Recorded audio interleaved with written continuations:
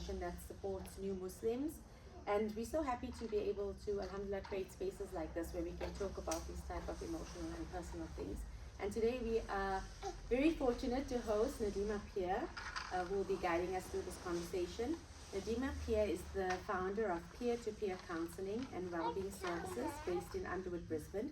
She is a registered counselor with PACFA, Gottman Level 1 trained, and a family therapy practitioner and psychosexual therapist. She is also an NDIS registered provider. Nadima works with individuals, couples, and families across culturally and linguistically diverse communities with a strong focus on faith-informed support for Muslim clients. She delivers workshops on mental health, relationships, and identity, and brings a warm, values-led approach grounded in her clinical training and lived understanding of the Muslim community. Please join me in welcoming her. Thank you, Fernand. Jazakallah khair.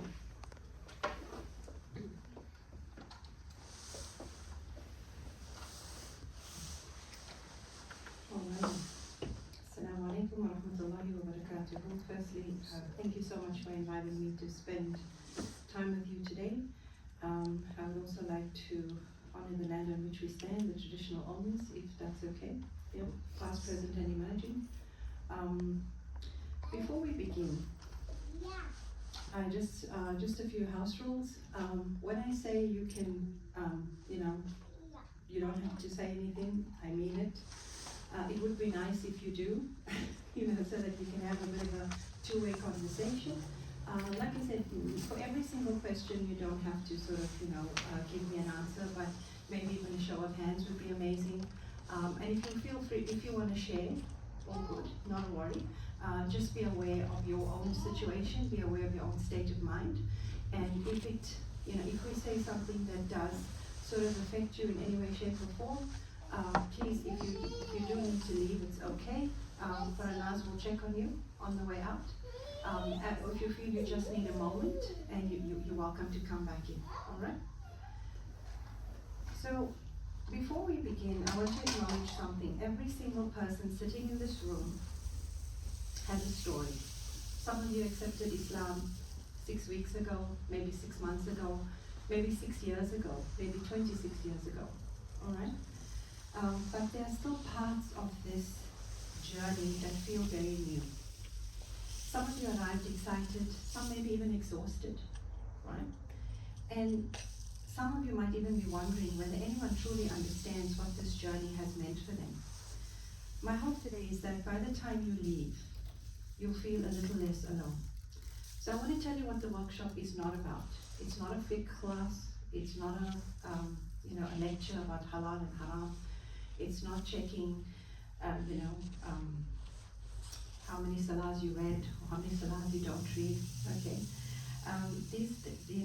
Today we're talking about something different. Today we are talking about your heart. Okay. So I just want you to keep that in mind. That's what we're going to be focusing on. All right. And because while many people prepare us for how to become Muslim, very few prepare us for how we feel. Okay? So, before we continue again, I'm going to ask you lots of questions. Gosh, you're going to be so tired of me. There are no right or wrong answers, okay? You don't have to justify your feelings. All I want you to do is I just want you to notice what happens inside of you, okay? And the first question is, how many of you would say that accepting Islam was one of the best decisions I've made? Wonderful. Anybody want to share? And like I said, this is where you can or you don't have to, or we can continue. Yep. The best and simultaneously the hardest. Yep, there we go. And that's our next question. How many of you would say accepting Islam has been harder than I expected? Show of hands. Yeah. Not unexpected, but hard. Hard, yeah? Yeah. Hard, right? So of course, you're not alone, we all sort of have the same sort of feeling, right? And one of the biggest misunderstandings about faith is that once we find the truth, life immediately becomes easy. But that isn't the story of our prophets. That isn't the story of the companions. That isn't the story of the, you know, of the Sahaba Ikram, right? Finding faith, finding Allah can bring enormous peace, but it can also bring enormous change. Okay, and sometimes those changes are beautiful, and sometimes they are painful, and sometimes they are both. Okay, so you might be thinking, you know, why did BMF ask me to give this talk? Because as a counselor, alhamdulillah, I have the privilege, and I say privilege and I mean that. I spend many of my days sitting with people in some of the most vulnerable moments of their life. I've learned something important. Most people don't suffer because they have emotions. They suffer because they believe they shouldn't have those emotions. Okay? Someone says, I shouldn't still be grieving. I shouldn't feel anxious. I shouldn't miss my old life. I shouldn't struggle. And then eventually what happens, those emotions become wrapped in shame. All right? I want to introduce you to something, I want to introduce you to the concept of the human heart. Allah created us as human beings before He entrusted us with responsibility.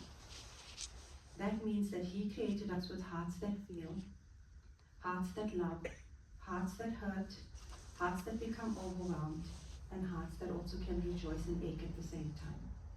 All right? Sometimes in our communities we unintentionally create the impression that becoming a Muslim means you're emotionally unaffected by sadness. But if that is true, then why would Allah tell us about the tears of Yaqub alayhi salam? Why would He tell us about the grief of Maryam alayhi salam? Why would He tell us about the grief of our Prophet sallallahu alaihi wasallam in the year of sorrow? These stories are preserved in Revelation because these stories are preserved in Revelation not because grief is a failure of faith, okay? Because grief is part of being human. Faith doesn't remove our humanity, it teaches us how to carry it.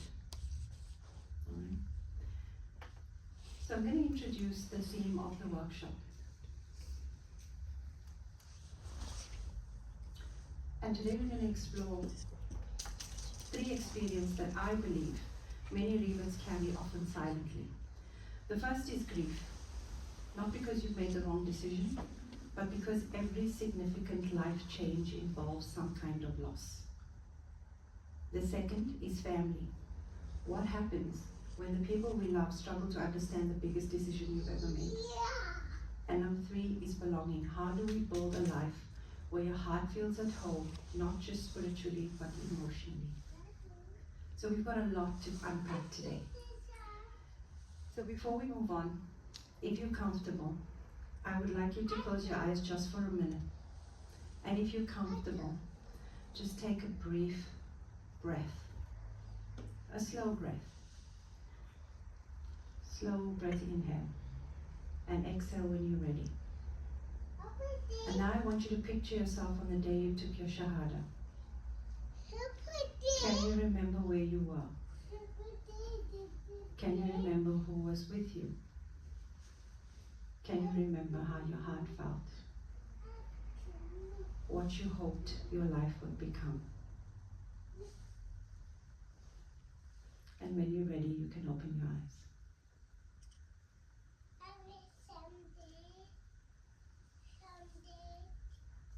Does anybody want to share? Can you remember where you were?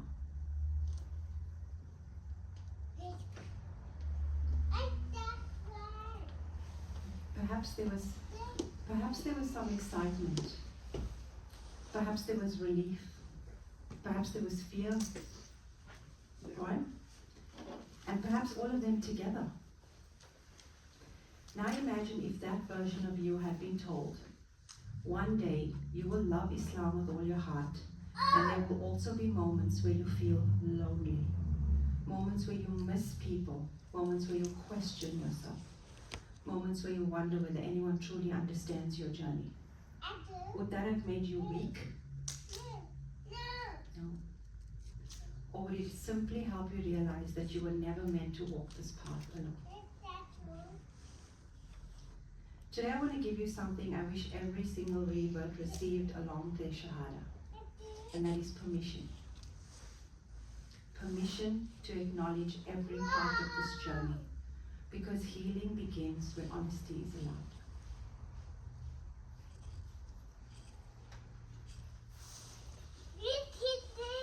Now we're going to talk about the hidden grief after the Shahadah. I'd like you to begin. I'm going to ask you another question. Sorry, it sounds like school, doesn't it? And you don't have to answer this one out loud, but I just want you to sit with it for a minute. Have you ever felt guilty for missing parts of your life before Islam? Just sit with it. You don't have to answer the question straight away. Or perhaps, you miss how easy family gatherings used to feel. Or perhaps you miss friends who slowly sort of drifted away. Or perhaps you miss walking into a room and not feeling different. Or perhaps you simply just miss life feeling less complicated. And that perhaps another thought follows that. Should I even be feeling this? Does this make me ungrateful? Does this mean that my faith isn't strong enough? Sometimes we unintentionally tell a story about becoming Muslim that sounds something like this, which is, before Islam, there was darkness. After Islam, there was light. How many of you are familiar with that? Yeah, I see a few nods, right? Now spiritually, there is a profound truth in that, absolutely. Allah gives guidance, He gives purpose, He gives peace, and Allah chose you. Did all of you know that you were chosen by Allah? And do you know what a privilege it is for me, as being a born Muslim, to be in this room with all of you? Because Allah has picked and He's chosen you from a variety of people. From your family, He chose you to be a representative of Islam. I'm going to tell you a personal story, okay? My mom is a revert, okay? She came to Islam, obviously, when she married my dad. And I was about 12 years old. And Mom had a really tough time. All those years ago, it was very different when you became Muslim. You were basically ostracized in the community. And couple that with apartheid, it was even worse, okay? So when I was about 12 years old, and we would go to madrasa, and the imam there then said something, we were talking about something in madrasa, and he said that Allah Ta'ala has chosen certain people to be part of His faith. And I didn't understand it. I'm 12 years old, oh my God, how do I make sense of something like this? And then I asked him, I said, what do you mean Allah has chosen some people? Aren't we all just born into it? And he's like, no. And my hair stood up at that moment. He said, if you have someone who has accepted Islam after they have come from a different faith, Allah has chosen those people. And that changed for me in a way that I can't explain. I went home and I rushed and I said to my mom, and I said, Mom, Allah chose you. And that's why I'm here. And that, subhanAllah, changed the whole dynamic for my mother. She started actually becoming a Muslim at that point. Because before that, it was just, she married my dad and, she had a Muslim name and there we go, right. Halal food, yeah, good, fine. Her Islam was not the Islam that she has today.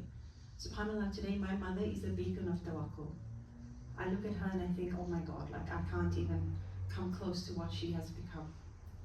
And it's all because Allah has chosen her. And I want to remind you that Allah has chosen you. Can I share something? Sure, absolutely. Very briefly, I converted 29 years ago when I was living in Singapore. And at the time I was working in the investment banking business and thought that the world revolved around money. So it was something that I took 15 months to think about after I met the lady who's now my wife that introduced me to Islam before I made the step. And even when I recited my Shahadah, I wasn't sure what sort of an impact it was going to have on me, but I had no idea how it's completely changed my life. And completely changed my mind set, way of thinking about the world, interacting with people, life, and family, everything. So it's been an extraordinary journey for me. I've given up a lot, especially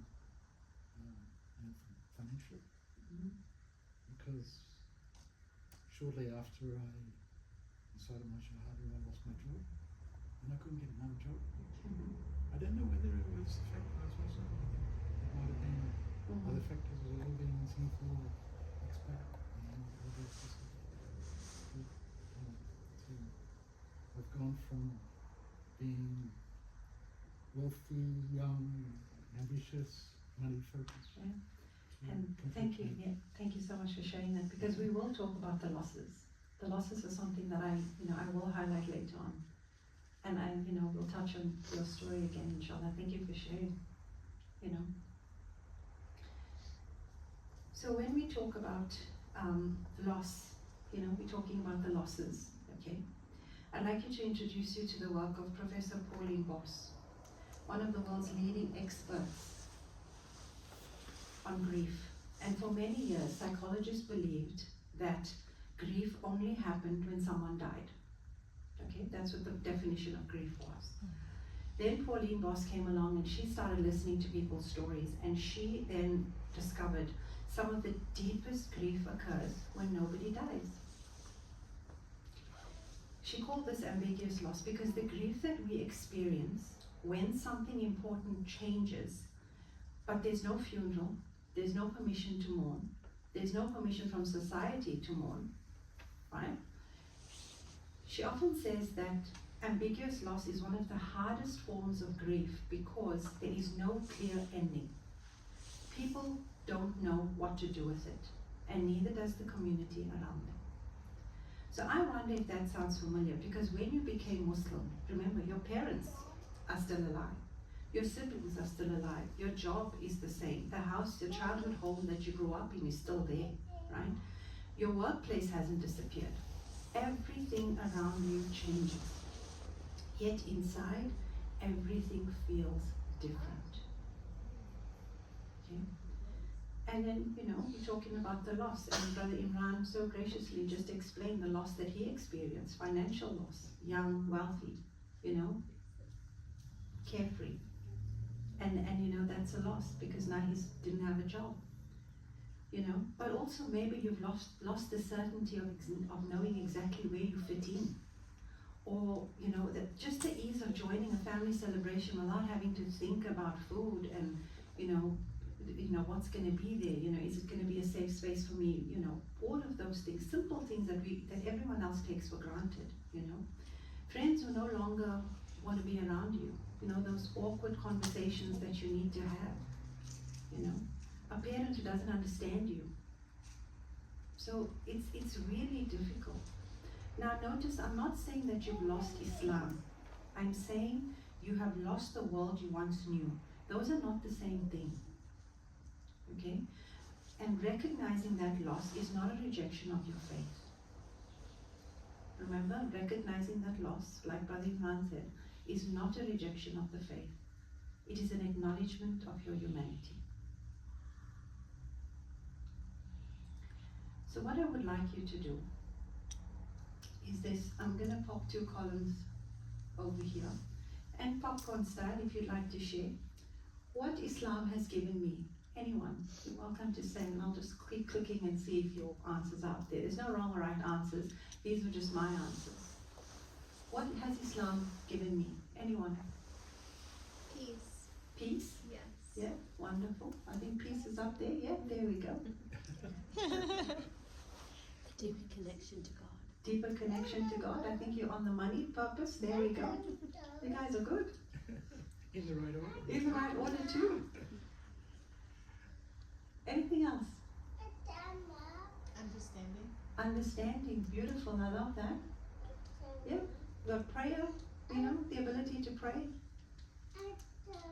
What about hope? Yes. Yeah? What about belonging? Belonging in a community, inshallah. And forgiveness. Okay? What has changed? Oh, and a relationship with Allah. There we go. I think someone said that. So what has changed? What has changed because you became Muslim? That would be the number one up there, right? What else? Friendships. Friendships, yeah. What else? There we go. See, in the right order too. Gosh, you guys are good. Sarah said perspective. Perspective. Yeah, feeling understood. Gosh, you guys are so good. Attire. Yeah. Feeling normal. There we go. Right? Your clothes, you're just not fitting in with normal society. What about your confidence? I think Brother Imran mentioned something like that. You know, you're not sure whether the job was because you were Muslim or whether, so you start doubting yourself. You know, is it just me not being good enough, or is it me just being Muslim? Right? So, traditions. What about traditions? Yes. Yeah, for sure. And certainty. Okay. Now, I want you to notice something. Neither column cancels the other one out. You didn't have to erase the one list in order to write the other. Both are true, okay, and both deserve compassion. Both those are true, and both deserve compassion from you. So as counselors, we sometimes talk about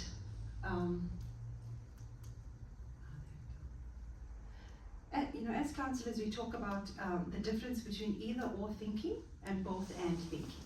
Okay? So, either or says, if I love Islam, I shouldn't miss my own life. That's either or thinking. Both and says, I love Islam and I deeply miss my mom. Either or says, if I'm lonely, something is wrong with my faith. Both and says, I can feel lonely and know that Allah is still with me. Get what I'm trying to do here? Mm-hmm. Yeah? Cool. Either or says, if this hurts, maybe I've made a mistake.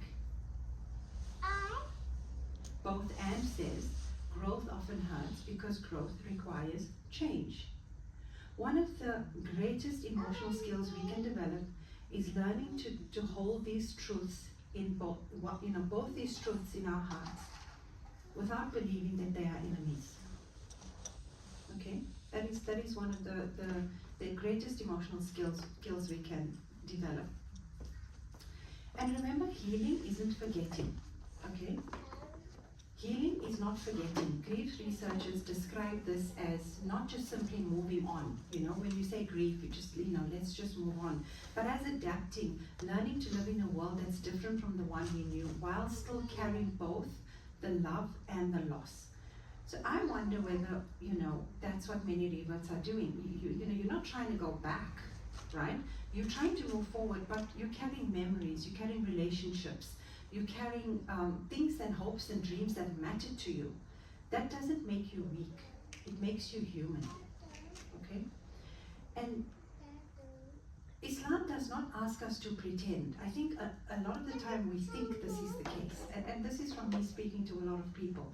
Islam doesn't ask us to pretend. Sometimes people think, and this is, again, in the psychology space, people think if you have enough iman, I should say, then your sadness will disappear. Ever heard that? Anybody ever heard that? If you have more, if your iman is strong, then your sadness will disappear. Yeah? Yes, I heard that, but I don't believe that, because if you read Surah Yusuf, Prophet Yaqub crying until he's blind. Yeah, exactly. Allah doesn't ask us to pretend. When Yaqub alayhi salam lost Yusuf alayhi salam, the Quran said, he said, I only complain of my sorrow and grief to Allah. That's what that is for. Allah has put that in the Quran as a reminder for us. Okay? Notice what Yaqub alayhi salam did not say. He did not deny his grief, he directed his grief. Okay? He didn't lose faith, he took his pain to Allah. Right? And there is a profound difference. As Muslims, we are not asked to become emotionless. We are asked to bring every emotion to Allah when we worship Him.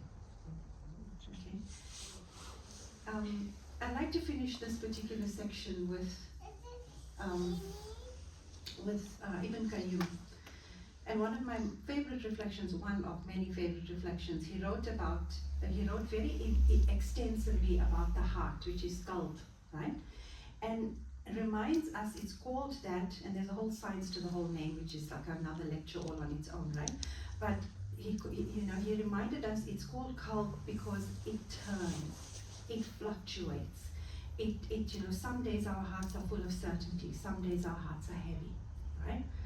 It's not the same. Your heart is never the same. It's never static, okay? Some days we experience grief, some days we experience sadness, right? The goal of faith is not to stop the heart from changing. Remember that, because it's not possible. We can't stop our hearts from changing. The goal is to keep bringing your heart back to Allah.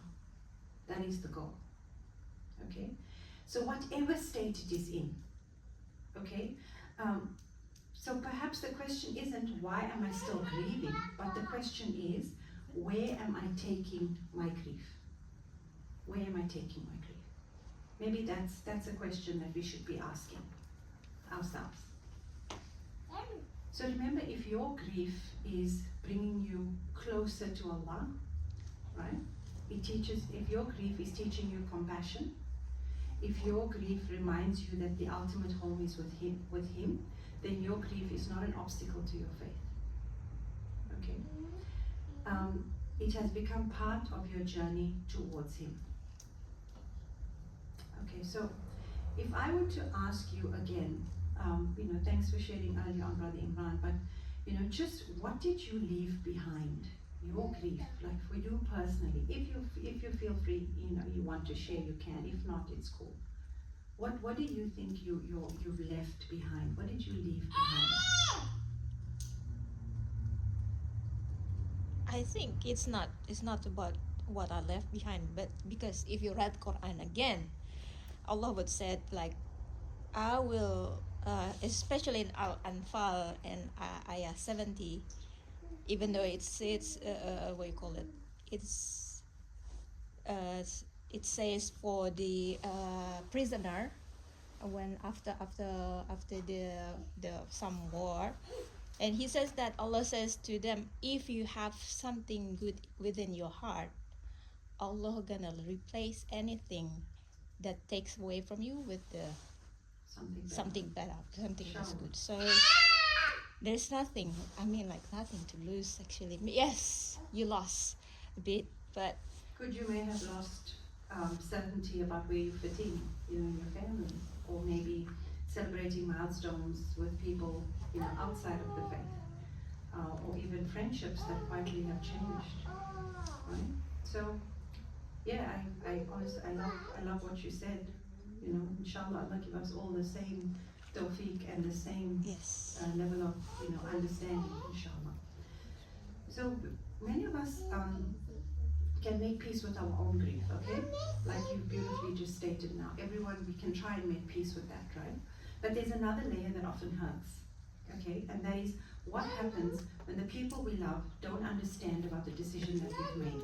Let's talk about our family, all right? So, another question for you. Again, you don't have to answer out loud. How many people, just a show of hands would be cool, how many people here worry more about telling their family than actually taking their Shahadah? Yeah, there you go. So for many people, accepting Islam isn't the hardest part. Telling the people they love, that is hard, okay? Because somewhere inside, many Rivets are still asking themselves one question: will the people I love still love me? Okay? And long before we understand religion, we understand relationships. Think about it, when we are babies, safety comes first from the people who respond when we cry, right? They protect us, they comfort us.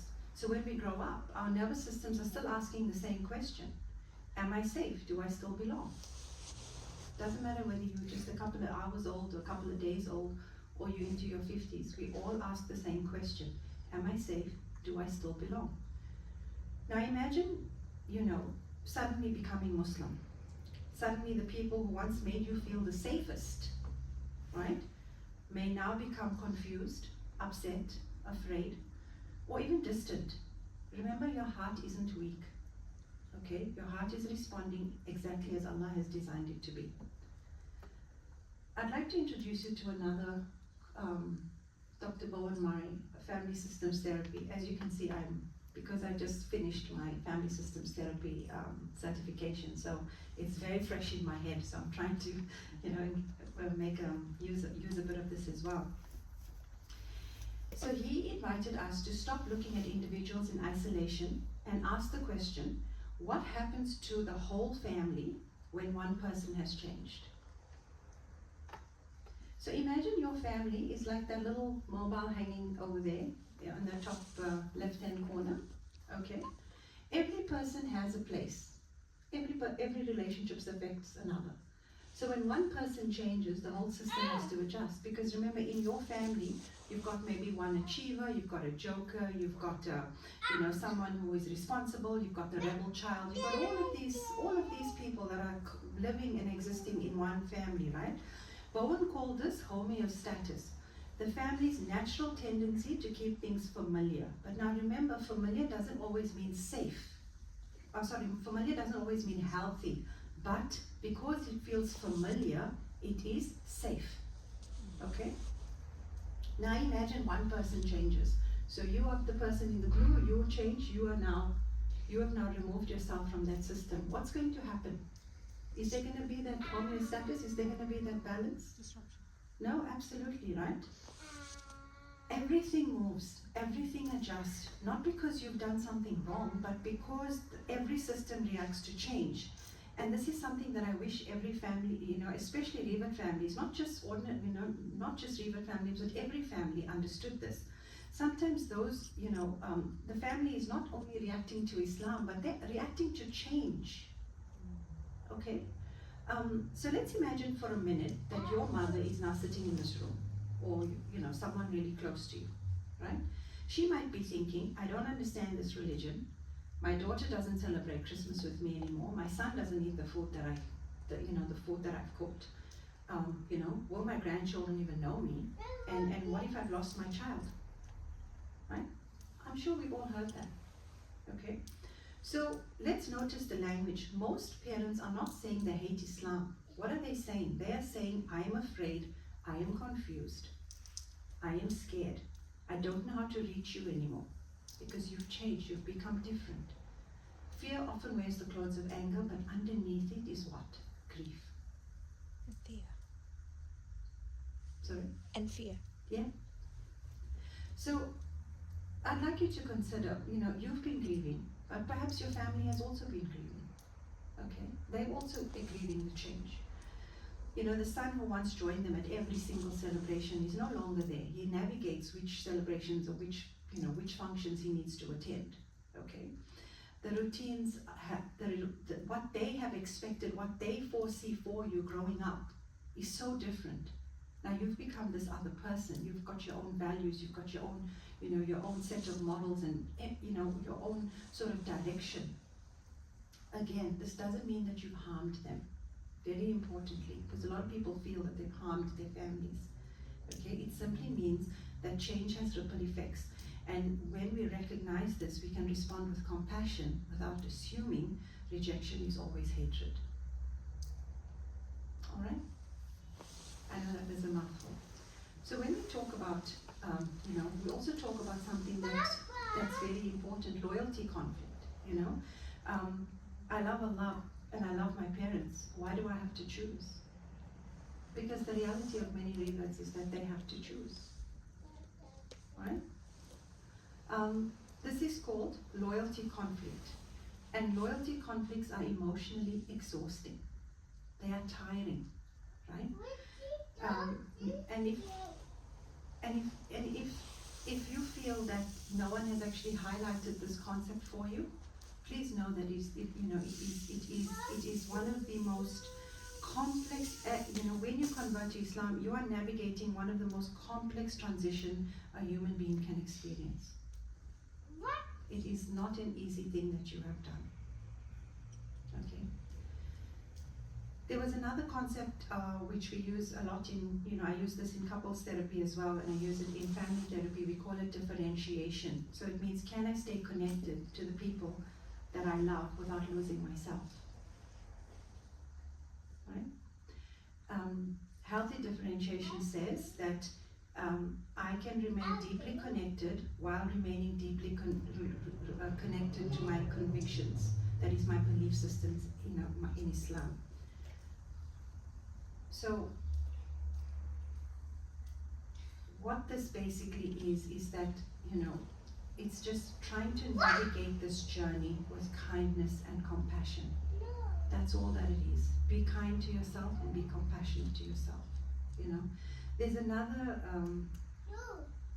we talk about, okay, so how are we going to do that? Boundaries are how our love survives the difference. Okay? So if we talk about, I love you, I respect you, I understand this is difficult, but I cannot stop being who I am. I cannot stop becoming who I am becoming.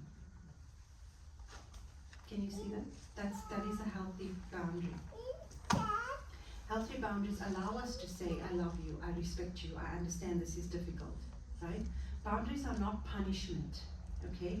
Boundaries are how love survives the difference. Would anyone like to share an experience or, where setting a boundary has actually worked for you?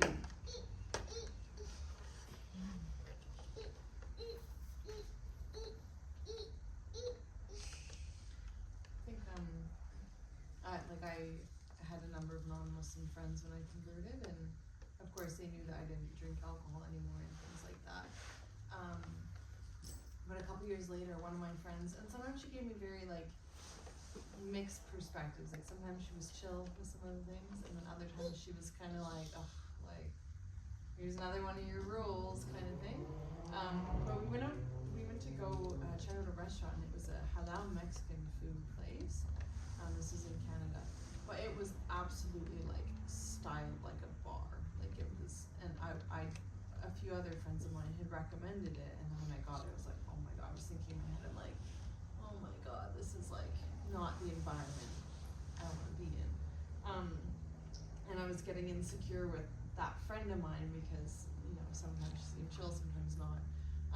And before we actually walked in the door, she looked at it and she's like, this feels like a bar, doesn't it? I was like, yeah. She's like, let's go somewhere else. And so she actually, knowing my principles, she actually made that easy on me and took that step. And I think that was really cool, putting in the boundaries a little bit earlier, gave the idea of the principle, and then paid off later, which was really amazing to experience. Because sometimes I don't always. Sometimes I have waves where I'm more confident and I can just say things, oh no, you know what, that's not for me. And then other times where I feel pretty pressured to sort of try to make it as halal as possible. But so alhamdulillah, that was a good situation of those boundaries paying off. Beautiful. Yeah. Thank you so much for sharing. And boundaries are not punishment, right? Your story describes briefly how they are how love survives the difference. Your story is, okay. So, just, beautiful friendships, mashallah. My circle of support, right? So I just want you to imagine for a second that you are in the middle there. All right. And I just want you to have a very quick think about the people that are around you. Write the names of people, or say it, or in your head, say the names of people who help you feel safe. So that's your first circle. Those are the people that help you feel safe. Okay? Just a brief mental check-in. You know who your people are. Okay? Your second one, the outer circle. The second circle are people who are adjusting and trying. Okay? That's the second circle. And in the last circle, people who are currently hard or unsafe. Okay? Now, you know your circles, you know who you've slotted in where, okay? I want you to notice how often we become so focused on the people we've lost, that's the people on the outside, that we actually forget that the people that are right next to us. Because we're so used to looking at the big picture, it's like worrying about all of those people, but we tend to forget about the people that are just around us. And beautiful organizations like, BMF, that help you in this journey, and the volunteers that do this as well. So it's not to replace your new family, it's not to replace your family, sorry, and it's not about creating a new family, but it's about creating a circle of support, and everyone needs that, okay? Again, I'd like to talk about Ibn al-Qayyim, which says, one of the signs of a heart that knows Allah is not that it escapes hardship, but that hardship no longer defines its direction. So the heart continues to travel towards Allah, despite its obstacles, okay? Not because the obstacles disappear, but because the destination has become a little bit clearer. So perhaps instead of asking, why doesn't my family understand me, right? We can also say, how can I continue to honor them without losing the person Allah is helping me become? Maybe if we change our mindsets to that, all right?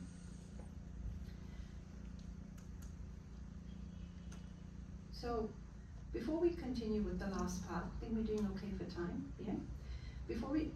Would anyone like to share any reflections up to this point? Is there anything you'd like to say? Is there anything that in the last two parts, before we move on to the final part, is there anything you'd like to share? Is there anything that you'd like to ask?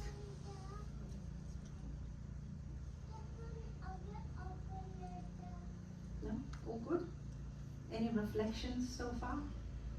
I was just thinking, in that inner circle, sometimes there's really no one. Like, sometimes it's just Allah. Mm-hmm. And just sometimes there might be people in that middle circle still adjusting, still trying, Mm-hmm. and that's fine. Mm-hmm. Yeah. Beautiful. And we're going to talk about that next. See, you guys are amazing. See, you just know where I'm going with this, which is great. So we've spoken about grief, we've spoken about family, but there's one final piece of the journey that I believe many reverts long for more than anything else.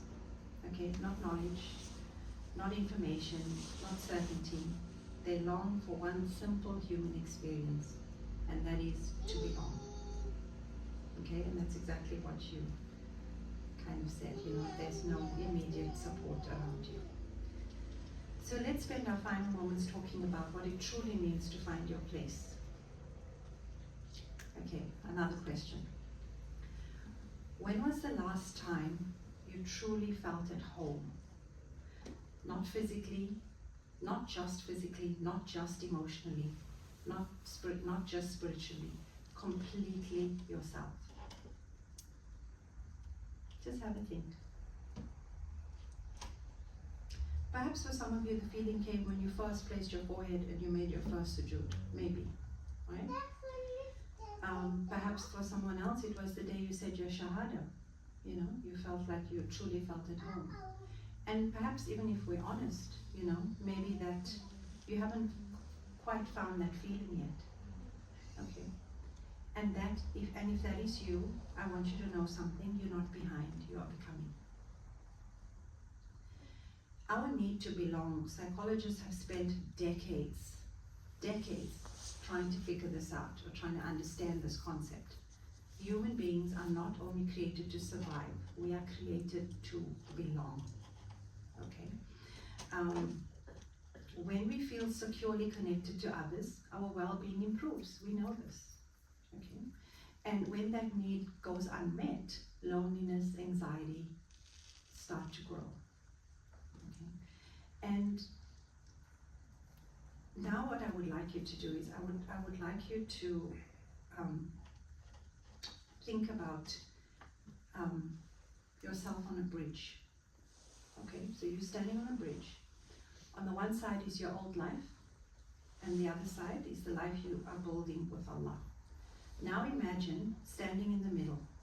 Behind you, there are people calling you back, and in front of you, there are people expecting you to know everything. Okay? You're standing in the middle wondering, where am I fitting here? Psychologists call this liminality. Okay, so there's a word for everything. You know, it's called liminality. Being between two identities, basically, between who you were and who you are becoming. Okay. But can I tell you something very encouraging? Because every healthy transformation has a bridge. No one becomes a spouse when they sign the nikah papers. No one becomes a parent when the child is born. Okay? No one becomes emotionally mature overnight.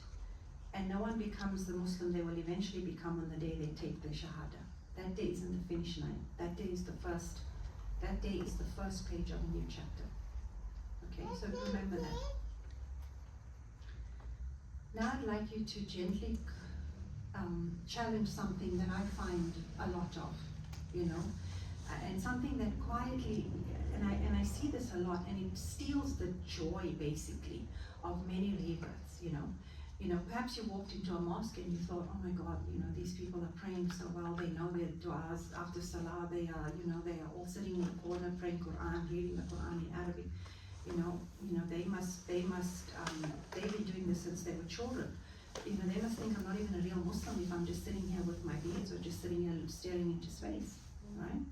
But so if I were to ask you then, where does that comparison show up for you when you look at other Muslims? Because I see a lot of this. I do counsel a few sisters as well, and this is the constant comparison to others. You know, would anyone like to share where does that comparison show up for you? Not being able to speak or read Arabic. Not being able to read Arabic, yeah, of course, right?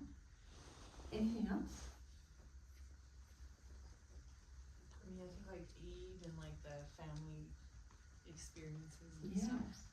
absolutely. Kind of missing all the like traditions that came along with Christmas, like the the food, the family time. Yeah, lifestyle, right? Yeah. A lifestyle, absolutely. But I'm going to let you in a little secret, okay? Many people born Muslims, born into Muslim families, also trying to figure out their relationship with Allah, okay? Some know the rituals, okay, but struggle with Do you the think heart, we're done? okay? Some know Arabic, but struggle with patience. Some know, have knowledge, but maybe they battle with pride.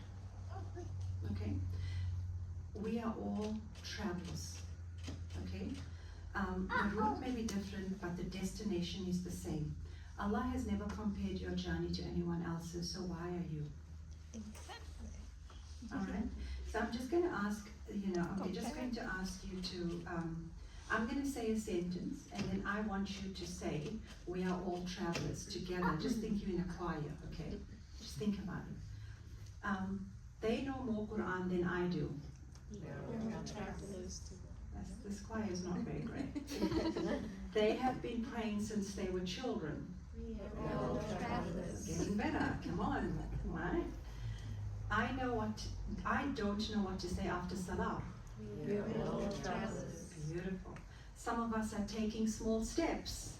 We're all travelers. Some of us have lost our way and are finding our way back.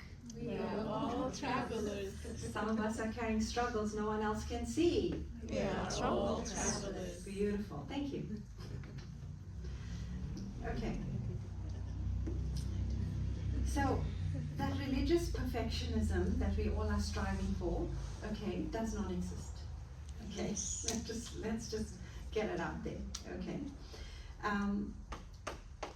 Sometimes new Muslims believe that they have to do everything quickly. Have you? Relax. Sorry? Yeah, yes, relax. Yeah, Just relax. I've got to learn Arabic Chill. quickly. I've got to memorize everything quickly. I can't make mistakes. If I missed a prayer, then I failed, right? If I ask questions, maybe my iman is weak. Let's pause for a moment. Who taught us that faith grows through panic? Who taught us that? Certainly not Allah. Capitalism. No, don't worry about it. Certainly not Allah, right? The Quran, let's look at our beautiful Quran, was revealed over how many years? 23 years, long period of time. Do you think Allah would have just, I hope I got that number right, do you think that Allah couldn't have revealed the Quran in one day to Rasulullah sallallahu alaihi wasallam? Do you think it wasn't possible? Of course, it was possible. Anything's possible when it comes to Allah, right? But what did He do? He revealed it over stages, over time, right? Because Allah understands something about human beings. Transformation takes time, right? If Allah chooses gradual revelation, perhaps we should allow ourselves gradual growth, okay? One of the greatest gifts we can actually give to ourselves is something that is the same mercy that Allah repeatedly extends to us. Sometimes we speak to ourselves in ways that we wouldn't speak to a friend or someone that we care about. I'm not good enough, I'm slow, I'm failing, I should know more. But hey, I'm learning. Allah sees my effort, I'm exactly where I need to be today. Self-compassion, right?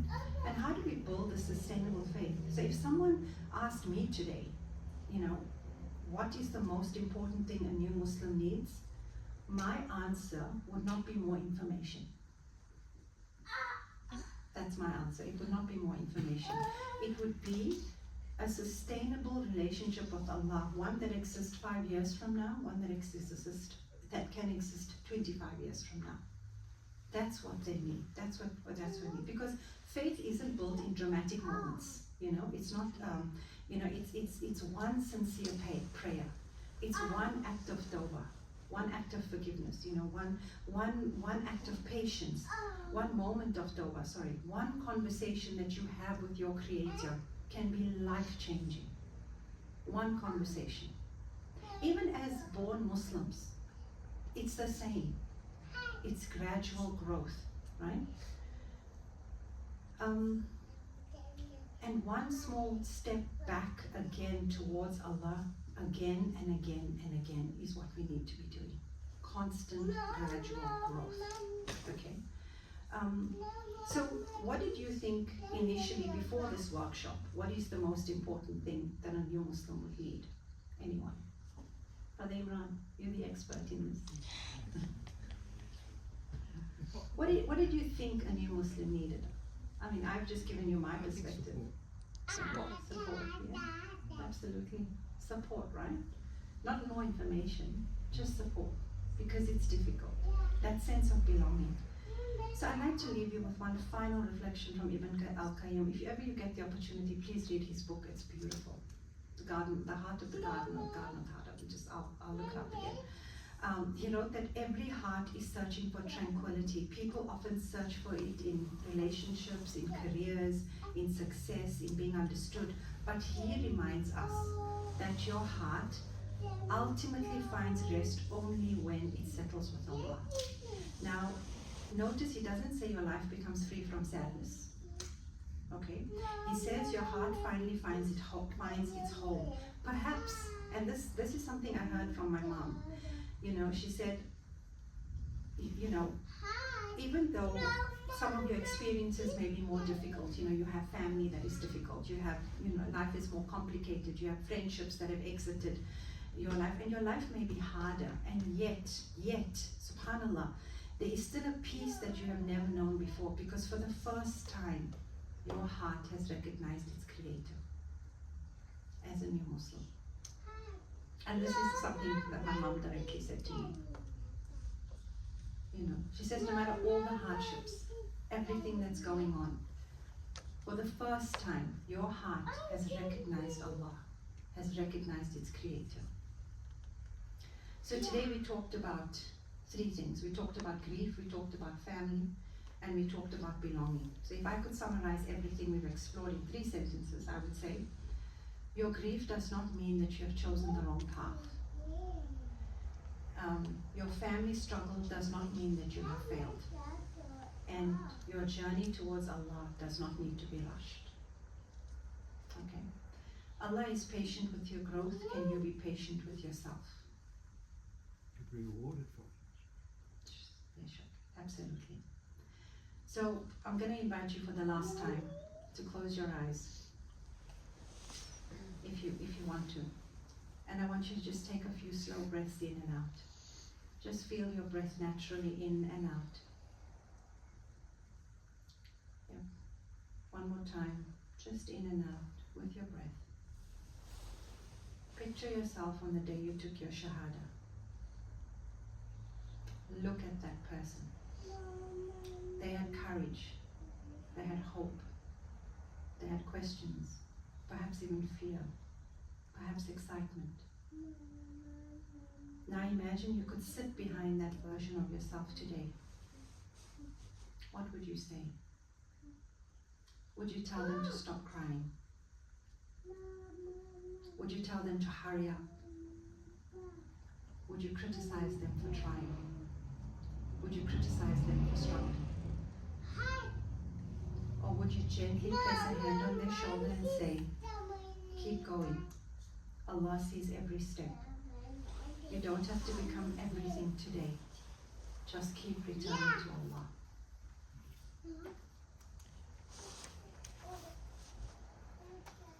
Trust is not the absence of grief, my brothers and sisters. It is choosing to walk with Allah while carrying it. When you're ready, you can open your eyes. I would like to conclude with a dua. أعوذ بالله من الشيطان الرجيم. بسم الله الرحمن الرحيم. O Allah, Lord of all hearts, keep our hearts firm upon your religion. Replace loneliness with righteous companionship. Replace confusion with clarity. Replace fear with trust. Strengthen the bonds between us and our families where there is goodness. Grant us wisdom where there is difference. Allow us to carry both gratitude and grief without losing hope. And make every step we take towards you a source of tranquility in this life and everlasting peace in the year after. Subhanallah wa bihamdihi, subhanaka Allahumma wa bihamdika, nashhadu an la ilaha illa anta, nastaghfiruka wa natubu ilayk. Jazakallah khair, my dear brothers and sisters. Thank you so much for allowing me the privilege to sit with you in this beautiful space. And when you are in Jannah, please remember me. Inshallah.